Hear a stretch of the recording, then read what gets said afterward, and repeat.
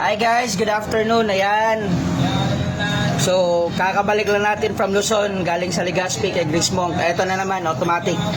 Gawa tayo ng engine upgrade ng Sniper 155. So, ito guys, share ko lang. Gamit namin Z5 bore chrome bore forged piston. Ayan. Kita nyo yan guys. 68mm yan guys. 68mm. So, ito yung naka-forge Conrad na yan. So, tingnan natin guys ha. Ayan.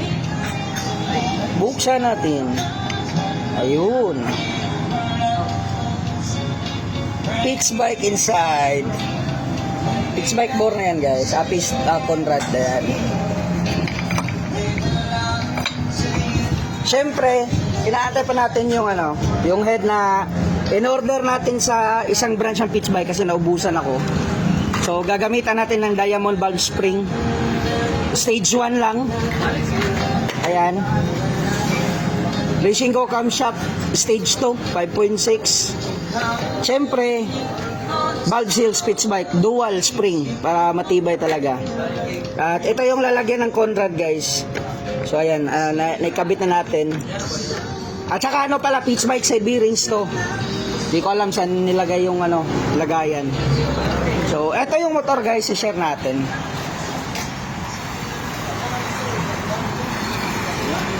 So ito yung motor, ayan. It's gonna be Malaysian concept. Ayan, naka lighten mugs na yan.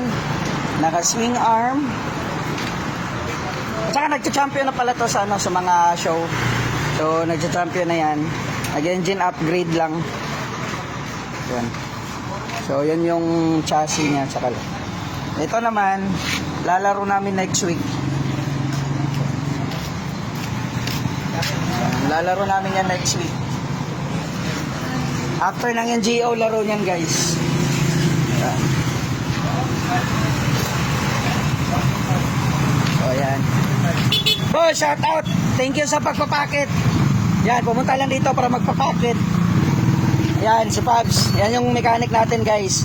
Siya yung gumagawa ngayon ng engine ng 155. Engine upgrade ng Sniper 155. So ito guys, share ko lang. Gamit namin Z5 bore chrome bore forged piston. Ayan. Kita nyo yan guys. 68mm yan guys. 68mm.